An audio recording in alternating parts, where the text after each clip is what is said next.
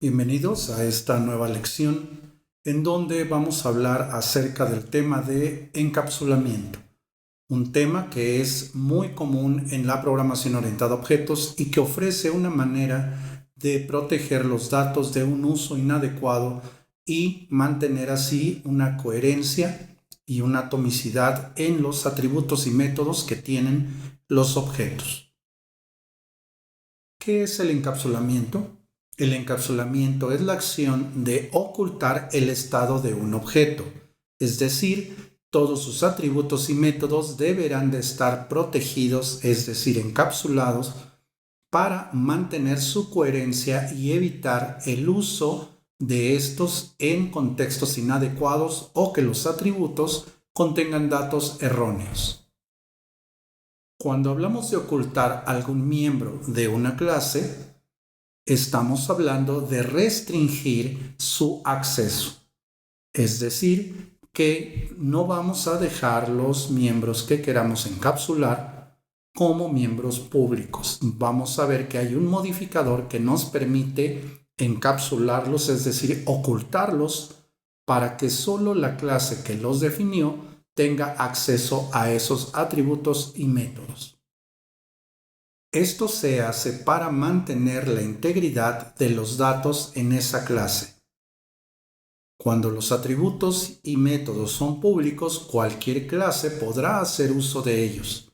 Sin embargo, existen algunos casos en donde estos métodos y atributos deben de ser protegidos, deben de ser ocultados a través de esta técnica de encapsulamiento para que la clase mantenga el control de esos atributos y métodos.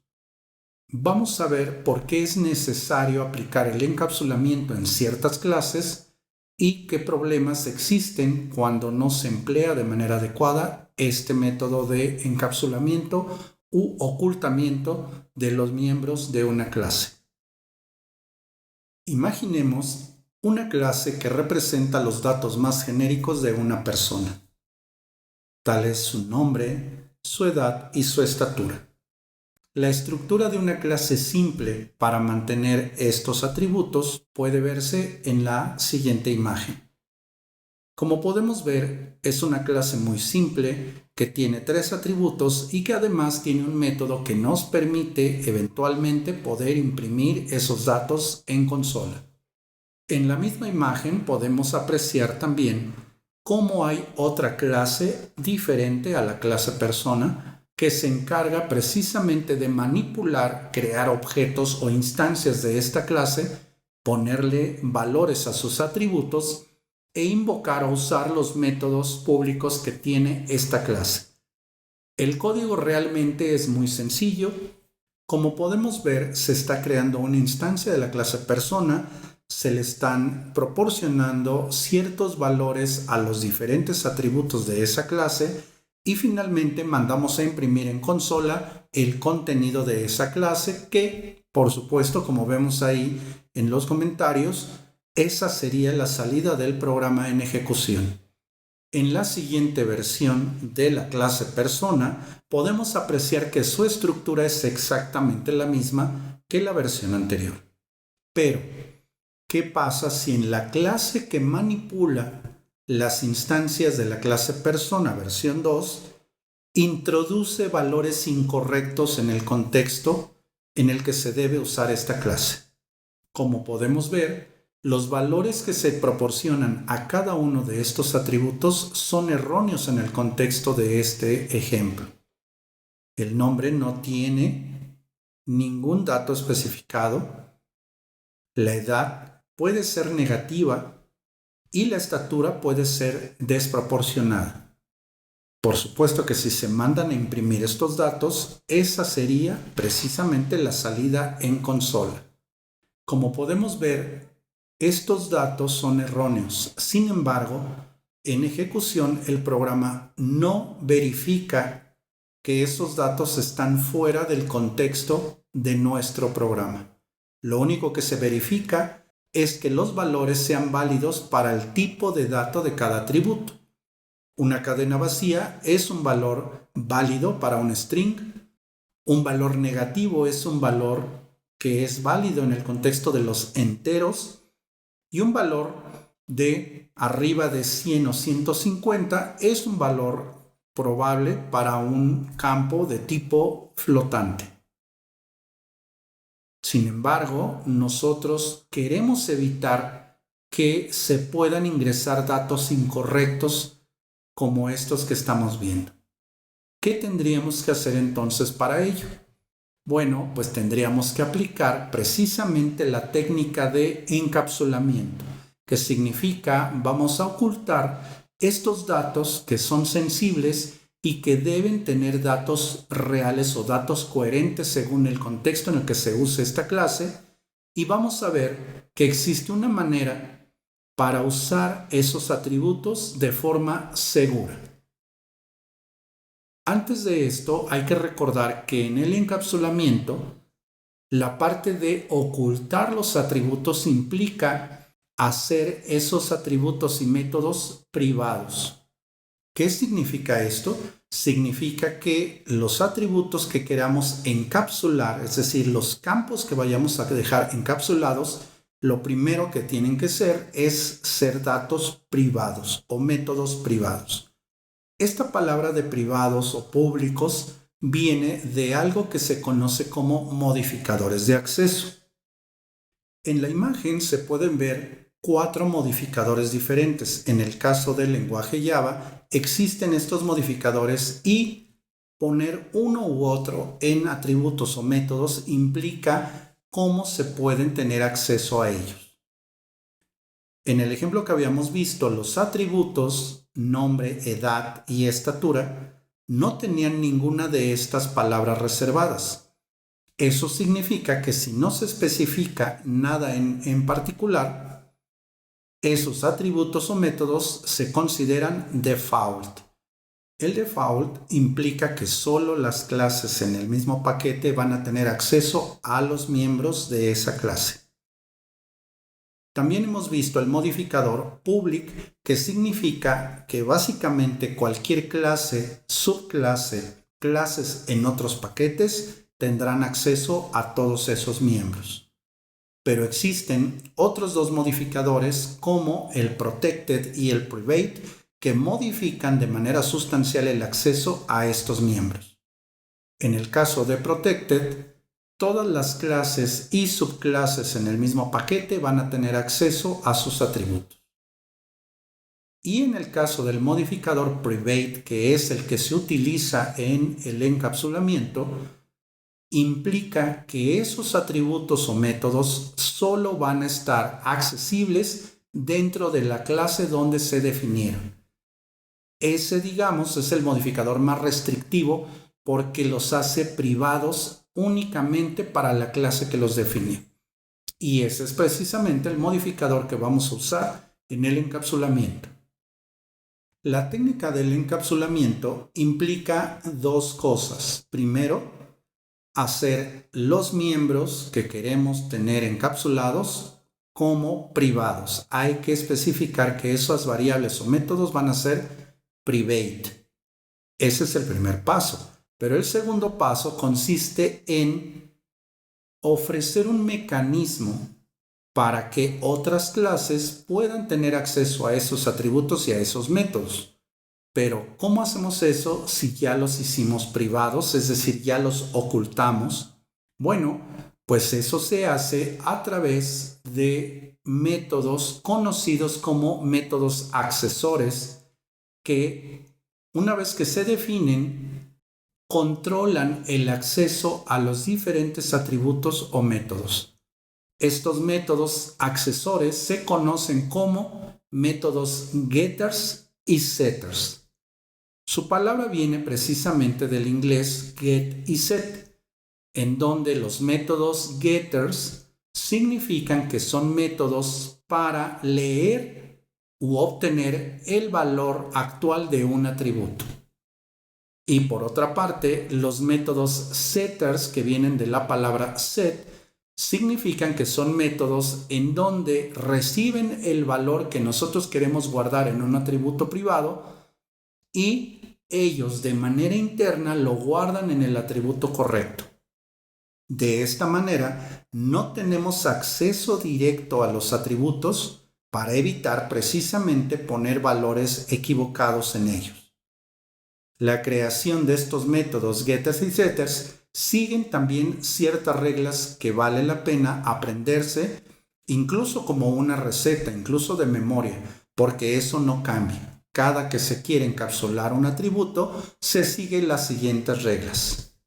Es importante recordar que por cada atributo que se va a encapsular, es decir, por cada campo, se deberá crear un getter y un setter para tener una manera de leer el valor de ese atributo o campo y para poder asignarle un nuevo valor a ese atributo.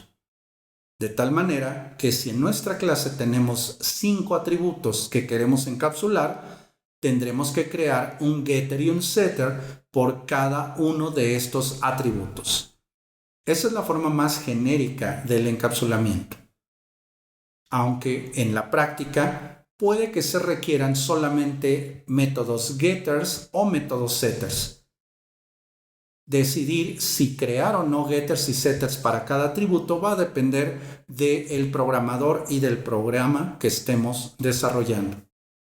Vamos a ver cuál es el procedimiento para crear cada uno de este tipo de métodos. El procedimiento para crear un método getter es el siguiente. En primer lugar, el método debe de ser público. De otra manera, no se tendría acceso a él. El tipo de valor que va a devolver el método getter debe de ser exactamente el mismo que la variable local que va a regresar.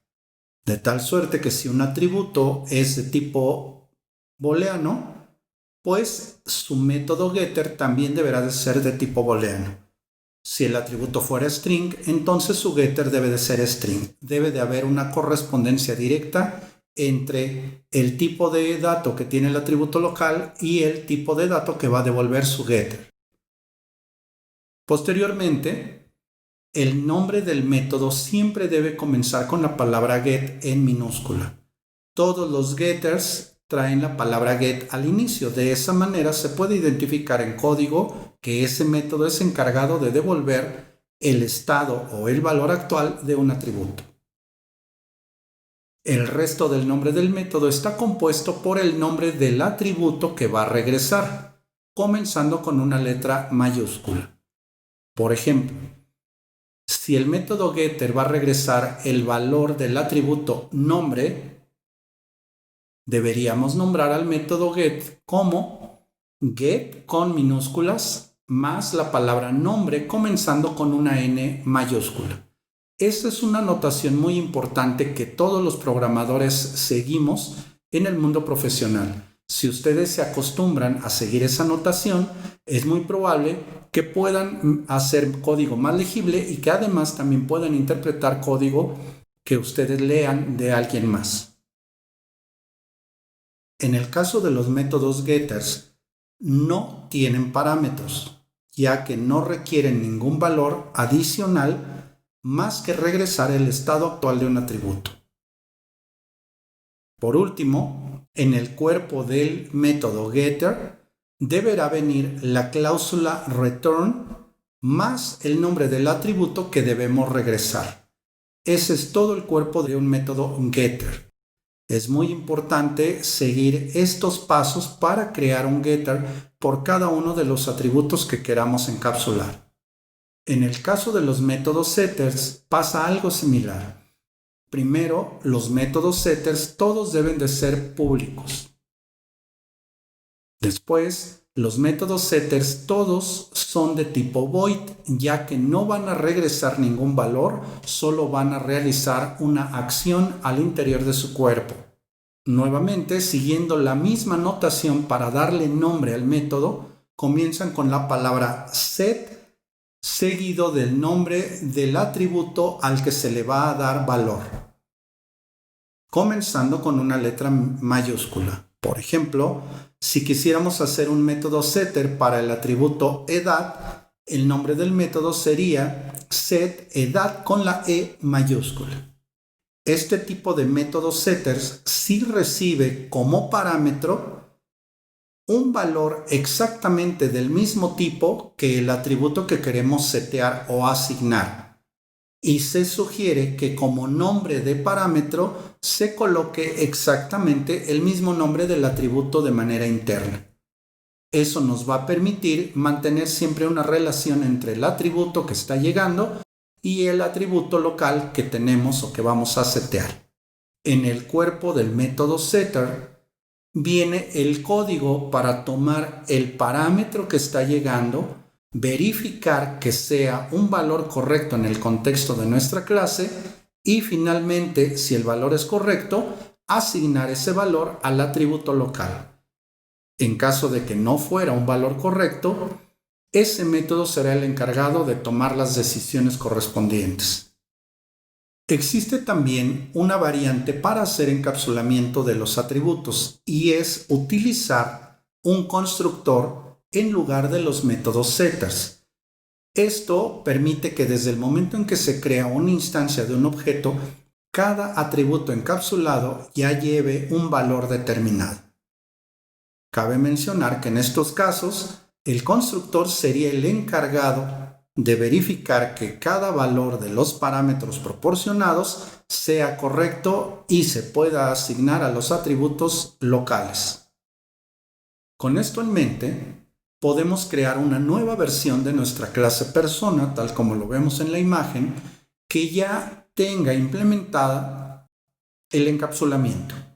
Es decir, los atributos están marcados como privados y por cada atributo hay un par de métodos getter y setter para tener acceso a ese atributo a través de estos métodos y ya no de manera directa. Hay que recalcar que por cada atributo que se esté encapsulando se deberán crear al menos un getter y un setter por cada uno de ellos. Con estos métodos creados, cuando se quiera usar esta clase, se deberán usar los métodos setters para asignar valor a estos atributos y los métodos getters si es que quisiéramos leer cada atributo de manera independiente. Como vemos en la imagen, la clase persona permite ahora que asignemos ciertos valores a sus atributos, pero usando los métodos setters. Ya no tenemos acceso de manera directa al atributo. De hecho, si quisiéramos hacerlo, tener un acceso directo al atributo, el programa marcaría un error porque esos atributos ahora son privados y no tenemos acceso a menos que estemos dentro del código de la misma clase. Ahora, cuando ejecutamos este programa, vemos que en la salida en consola sigue mandando los valores incorrectos. Es decir, que a pesar de que creamos los setters y getters, eso no resolvió en este momento el problema de proporcionar o aceptar valores incorrectos. Sigue aceptando edades negativas, pesos fuera del rango permisible o aceptando valores o cadenas vacías. Entonces, ¿para qué sirve todo esto? Vamos a ver que el tener métodos accesores, getters y setters nos va a permitir poder implementar código adicional para verificar que los valores o el uso que se le está dando a los atributos sea el correcto. Cada método setter que nosotros creamos debe contener código para verificar que el valor que llega como parámetro sea un valor correcto en el contexto del atributo en cuestión. En la imagen podemos ver como ejemplo cómo cada método setter tiene un código adicional para verificar qué valor está llegando, saber si el valor es adecuado o no, y en caso de que no sea adecuado, cada método hace lo siguiente. Uno, manda un mensaje para que a la hora de que se esté ejecutando el programa se perciba ese mensaje y quien esté haciendo uso de esta clase sepa que el valor que está proporcionando es incorrecto o no es válido. Y algo también muy usado en la programación orientada a objetos es poner valores por default. Si en algún momento a un atributo le mandamos un valor que no es correcto, tenemos dos opciones. Podemos avisar o podemos incluso generar un error y pues detener el programa, o poner un valor por default. En el caso de que no sea una buena opción generar una excepción o un error para que el programa pues tome medidas o le avise al usuario que lo verifique, que verifique el dato, pues otra opción también muy usada es poner valores por default y que posteriormente, una vez que vean el mensaje de error, puedan corregir o alterar con un valor correcto. En este caso, estos tres métodos hacen precisamente eso. Avisan, mandan un mensaje a consola marcando cuál es el problema con el valor que se proporcionó y ponen valores por default a cada uno de esos atributos. De tal suerte que, como podemos ver, cuando se manipula esta nueva versión de la clase persona y no importando que tenga valores incorrectos, cuando mandamos a imprimir en consola, podemos ver precisamente los mensajes que se han generado ahí. Primero, podemos ver que cada método setter en el momento en que se fue invocando marcó el debido error, indicando a quien está usando esta clase cuál es el problema con el valor que proporcionó. Y cuando mandamos a imprimir el estado actual de la clase persona, podemos ver que tiene valores diferentes a los que se le asignaron porque los valores que se querían asignar eran inválidos. Ese objeto mantiene el estado con los valores por default. Eso puede evitar que nuestro programa colapse o que tengamos registros que no tengan información completa o válida, y pues obviamente eso va a hacer que nuestra aplicación en algún momento falle. ¿Por qué? Porque se tiene información incorrecta. De esta manera es como el encapsulamiento nos permite cuidar y proteger el estado de nuestros atributos y métodos y ofrecer un mecanismo inspeccionado por nosotros mismos a través de los métodos getters y setters para saber o garantizar que nuestros atributos van a ser usados de manera correcta. Este mecanismo de encapsulamiento es uno de los más usados en programación orientada a objetos. Entonces, cada que se quiera proteger el acceso a los miembros de una clase, es muy probable que se tenga que usar el encapsulamiento. Recordando que básicamente se tienen que hacer tres acciones para aplicar el encapsulamiento. Primero, los atributos se tienen que marcar como privados y después se tienen que crear los métodos getter y setters para ofrecer un mecanismo de acceso a esos atributos.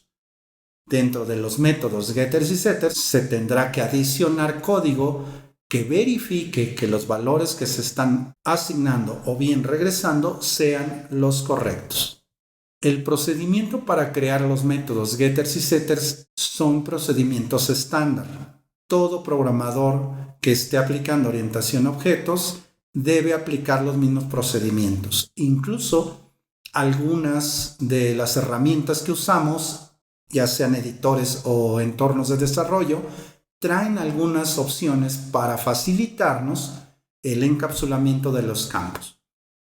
Vamos a ver el caso de dos herramientas. Por un lado, un editor de código como Visual Studio Code y por otro lado, el IDE de NetBeans. Ambos, a través de sus diferentes plugins, nos facilitan el trabajo de encapsular atributos. Vamos a ver a manera de demo cómo estas herramientas siguen el mismo procedimiento que explicamos aquí para crear los métodos getters y setters de cada atributo. De tal manera que ustedes eviten escribir más código si es que son muchos métodos. Vamos a ver el demo.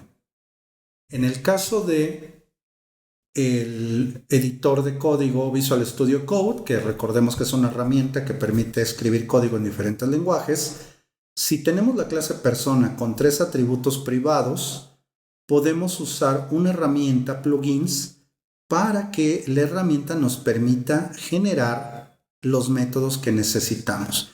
Ahí podemos ver que por default selecciona los métodos que yo previamente elegí Y dentro de todas sus opciones que tiene este plugin en particular, tiene una opción que dice crear métodos, getters y setters. Si yo elijo esa opción, voy a ver que automáticamente la herramienta escribe el código por mí. Y vean que el procedimiento que siguió es exactamente el mismo que nosotros explicamos. Todos los métodos son públicos, los getters coincide el tipo de dato con el tipo del atributo y tiene también los mismos nombres que nosotros hubiéramos elegido de manera manual. Igual todos los métodos setters son de tipo void, reciben como parámetro una variable que se llama exactamente igual que el atributo local y tiene el tipo de dato también del mismo tipo. Y en el caso de los getters, en el cuerpo del método tiene los returns, y en el caso de los métodos setters guarda en el atributo local el valor del parámetro que llegó. Este procedimiento es automático y vean que sigue las mismas reglas que hubieran seguido ustedes si hubieran escrito el código a mano. Este tipo de herramientas, la verdad es que nos puede hacer muy eficiente nuestra escritura de código, ayudándonos precisamente con estas cosas y manteniendo las reglas que nosotros sabemos que se deben mantener. En el caso del entorno de desarrollo NetBeans pasa algo similar, aunque, como se puede ver, en este caso, incluso los atributos pueden no estar marcados como privados. Se eligen los atributos que se quieren encapsular y vean que haciendo uso de la herramienta de encapsular campos, automáticamente la herramienta define qué métodos getters y setters va a crear y, como se puede ver, incluso la herramienta le pone el modificador de acceso privado a las variables. Si no las tuviera, él mismo se las pone y crea también los métodos getters y setters siguiendo la misma guía que siguió Visual Studio Code y que es el procedimiento que hemos explicado. Él mismo toma esa notación para darle nombre a cada método, sabe que los métodos getters van a regresar un valor, que los métodos setters necesitan un parámetro y ese parámetro lo va a guardar de manera local, y los nombres pues también los toma siguiendo esta misma notación. Los métodos getters empiezan con la palabra get, los métodos setters con la palabra set y finalmente agregan el nombre del atributo colocando su primera letra en mayúscula. Vean que este procedimiento que nosotros aprendimos de forma manual lo siguen automáticamente estas herramientas. Por eso yo les decía que pueden aprenderse el procedimiento como una receta porque siempre es el mismo.